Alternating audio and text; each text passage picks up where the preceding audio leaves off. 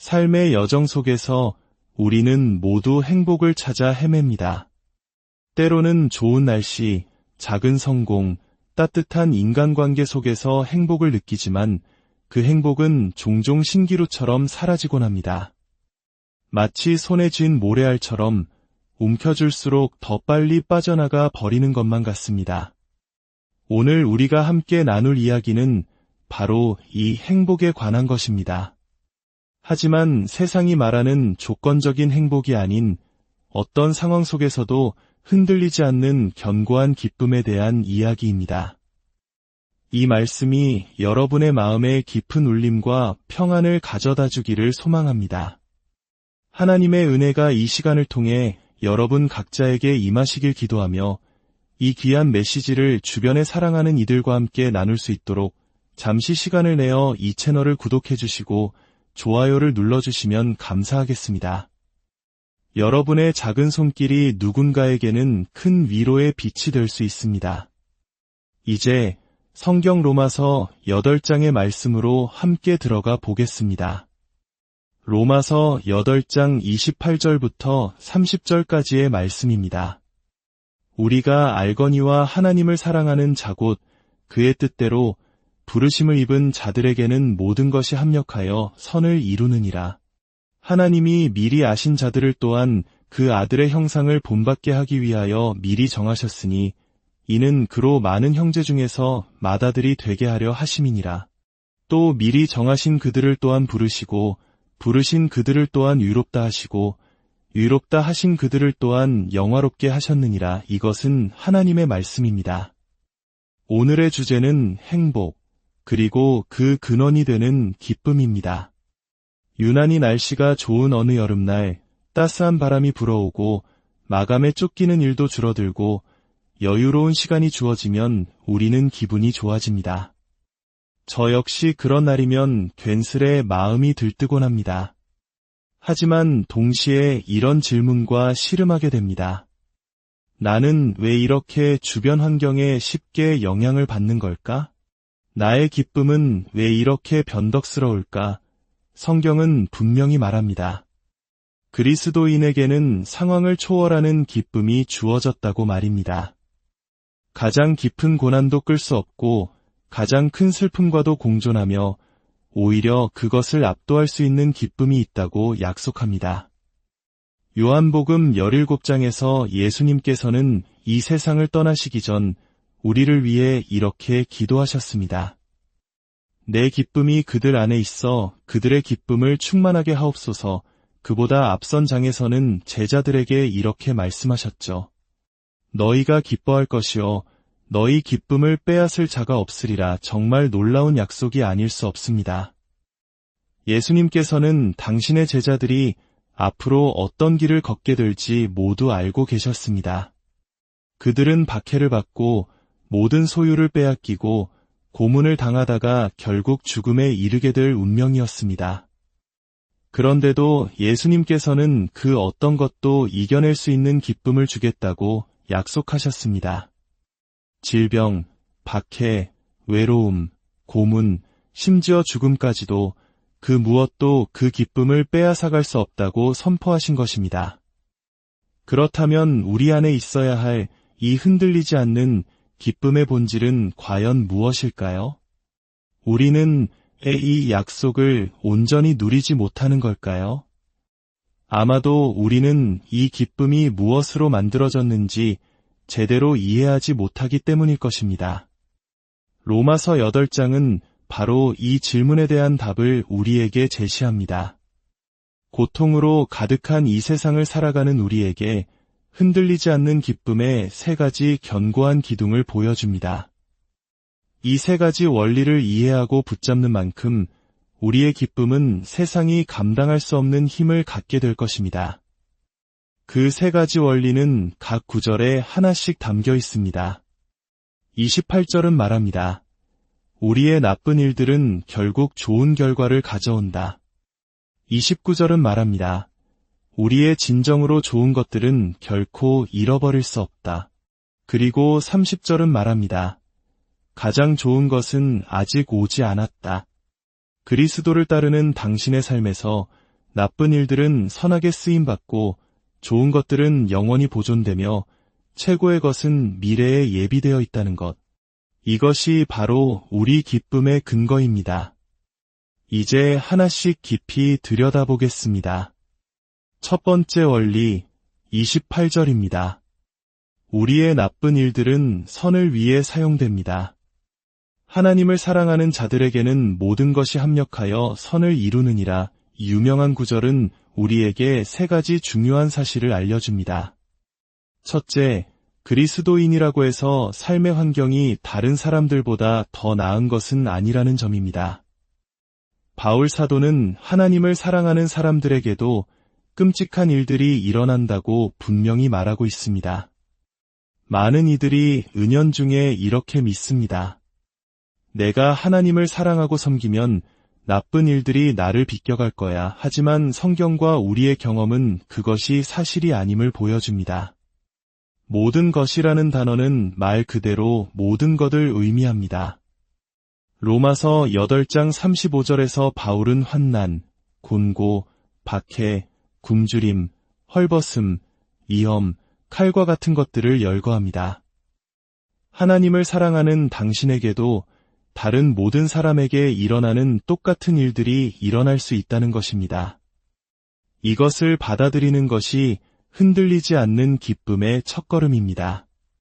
둘째, 그럼에도 불구하고 당신의 삶에서 무언가 선하게 작용하고 있다면 그것은 전적으로 하나님의 역사하심 때문이라는 사실입니다. 바울은 만물이 저절로 선을 이룬다고 말하지 않습니다. 하나님께서 모든 것을 합력하여 선을 이루게 하신다고 말합니다. 이 세상의 본질은 무너져 내리는 것입니다. 모든 것은 쇠퇴하고 와제합니다. 우리의 육체도, 관계도, 심지어 거대한 산맥조차도 시간이 지나면 한 줌의 모래가 됩니다. 만약 오늘 당신이 건강하다면 그것은 하나님께서 붙들고 계시기 때문입니다. 만약 오늘 당신을 사랑해주는 사람이 곁에 있다면 그것은 하나님의 은혜입니다. 우리 삶의 모든 좋은 것은 당연한 것이 아니라 은혜의 기적입니다. 셋째, 가장 중요한 핵심입니다. 우리에게 일어나는 나쁜 일들이 그 자체로 좋은 것은 아니지만 하나님께서는 그것들을 사용하셔서 결국에는 선한 결과를 만들어내신다는 약속입니다. 예수님께서 나사로의 무덤 앞에서 미소 짓지 않으시고 분노하며 눈물 흘리셨다는 사실을 기억해야 합니다. 그분은 죽음을, 고통을, 이별을 미워하셨습니다. 나쁜 일은 그 자체로 나쁜 것입니다. 성경은 모든 구름 뒤에는 은빛 햇살이 있다는 식의 값싼 위로를 전하지 않습니다. 약속의 핵심은 이것입니다. 하나님께서는 그 나쁜 일들을 가져다가 당신 삶의 전체 그림 속에서 궁극적인 선을 이루는 재료로 사용하신다는 것입니다. 어쩌면 우리는 일주일, 한 달, 심지어 10년이 지나도 그 나쁜 일이 어떻게 선하게 쓰였는지 이해하지 못할 수도 있습니다. 약속은 인생의 한 단편에 국한되지 않습니다. 당신의 전 생애와 영원이라는 거대한 그림 속에서 하나님은 반드시 모든 것을 합력하여 선을 이루실 것입니다. 그 선이란 무엇일까요? 그것은 우리를 정말로 해치는 것들, 즉 어리석음, 교만, 이기심, 완고한 마음, 하나님이 필요 없다는 착각으로부터 우리를 치유하시는 것입니다. 단기적으로는 이기심이 달콤하게 느껴질 수 있지만 장기적으로는 영혼을 파괴합니다. 하나님은 당신이 단기적으로 좋다고 생각하는 것을 허락하지 않으심으로써 장기적으로 당신을 해칠 것들로부터 보호하십니다. 그리고 하나님께서도 미워하시는 고통을 허락하시는 이유는 당신을 영원히 파괴할 수 있는 더 깊은 영적 질병을 치료하기 위함입니다. 이 첫 번째 원리를 이해할 때 우리는 일상 속에서 감사를 실천하게 됩니다. 그리고 나쁜 일이 닥쳤을 때 충격에 빠지거나 절망하지 않고 놀라운 인내심을 갖게 됩니다. 마치 조나단 에드워즈 목사님이 말했듯이 세상의 모든 고난이 군대처럼 우리를 향해 몰려와도 그것들이 결국 우리를 해치지 못하고 오히려 우리를 더 강하게 만들 것임을 알기에 담대히 맞설 수 있습니다. 두 번째 원리, 29절입니다. 우리의 진정으로 좋은 것들은 결코 잃어버릴 수 없습니다. 많은 사람들이 28절을 문맥에서 떼어내어 이렇게 해석합니다. 내가 원하던 대학원에 떨어졌지만 더 좋은 대학원이 기다리고 있을 거야. 내가 원하던 사람과 결혼하지 못했지만 더 좋은 사람이 나타날 거야. 물론 그런 일이 일어날 수도 있지만 그것은 성경의 약속이 아니라 순전한 은혜일 뿐입니다. 성경이 약속하는 선은 더 나은 삶의 환경이 아닙니다. 29절은 28절을 설명합니다. 하나님이 미리 아신 자들을 또한 그 아들의 형상을 본받게 하기 위하여 미리 정하셨으니 이것이 두 번째 원리의 핵심입니다. 하나님은 당신에게 더 나은 삶의 환경을 약속하시는 것이 아니라 더 나은 삶 자체를 약속하십니다. 당신의 삶에 일어나는 모든 일, 외적으로 좋아 보이는 일이든 나빠 보이는 일이든 그 모든 것이 당신을 그분의 아들, 예수 그리스도의 형상으로 빚어가기 위한 도구라는 것입니다. 예수 그리스도께서는 당신이 고난받지 않게 하시려고 고난받으신 것이 아닙니다. 당신이 고난받을 때 그 고난을 통해 그분을 닮아가게 하시려고 고난받으셨습니다. 하나님은 당신을 예수님처럼 진실하면서도 사랑이 넘치는 사람으로, 지혜로우면서도 겸손한 사람으로, 흔들리지 않는 신념과 놀라운 용기를 가진 사람으로 만들어가고 계십니다. 이 과정은 미리 정해졌습니다. 즉, 그것은 확정되었고 보장되었다는 뜻입니다. 당신이 어떤 실수를 하든, 다른 사람들이 당신에게 어떤 상처를 주든, 하나님께서는 위대한 계획을 결코 포기하지 않으십니다. 더 놀라운 것은 30절의 마지막 부분입니다. 의롭다 하신 그들을 또한 영화롭게 하셨느니라. 영화롭게 하실 것이다가 아니라 이미 이루어진 것처럼 과거형으로 쓰였습니다.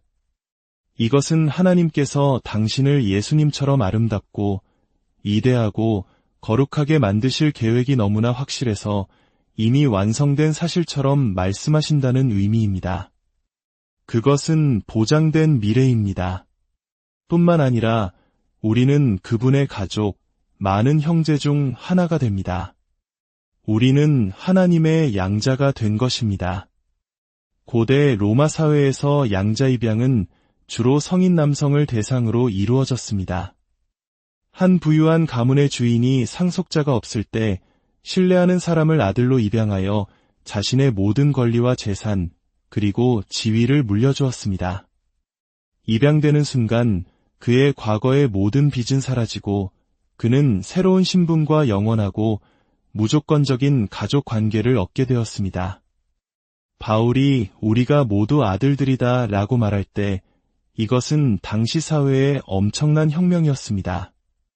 딸들은 2등 시민으로 취급받던 문화 속에서 하나님은 그리스도 안에서 모든 사람을 차별 없이 가장 높은 영예의 자리, 즉 아들의 자리에 앉히신다고 선포한 것입니다.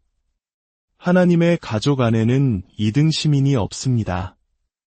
우리는 모두 예수 그리스도께서 받으시는 그 사랑과 영광을 똑같이 받습니다. 이것이 우리가 가진 결코 빼앗길 수 없는 좋은 것입니다. 바로 그리스도를 닮아가는 위대한 운명과 하나님의 가족이 된 특권입니다. 세상의 어떤 나쁜 환경도 이것을 훼손할 수 없으며 오히려 그 고난은 우리가 누구인지를 더 깊이 깨닫고 그 정체성으로 살아가도록 돕습니다.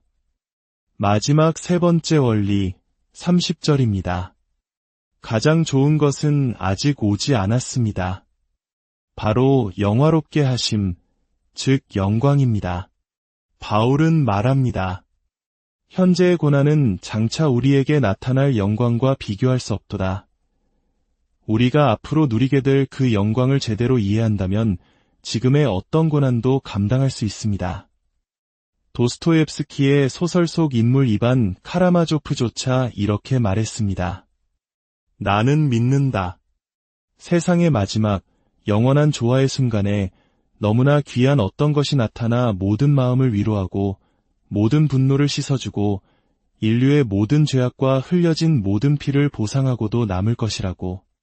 그리하여 일어났던 모든 일을 용서하는 것뿐만 아니라 정당화하는 것까지 가능하게 할 것이라고. 이것은 결코 현실의 고통을 하찮게 여기는 것이 아닙니다. 오히려 기독교는 인간의 깨어짐과 고통을 가장 진지하게 다루는 유일한 세계관입니다. 우리의 영혼은 너무나 위대하고 우리의 고통은 너무나 깊어서 장차올 영광 외에는 그 어떤 것으로도 온전히 치유받거나 보상받을 수 없기 때문입니다.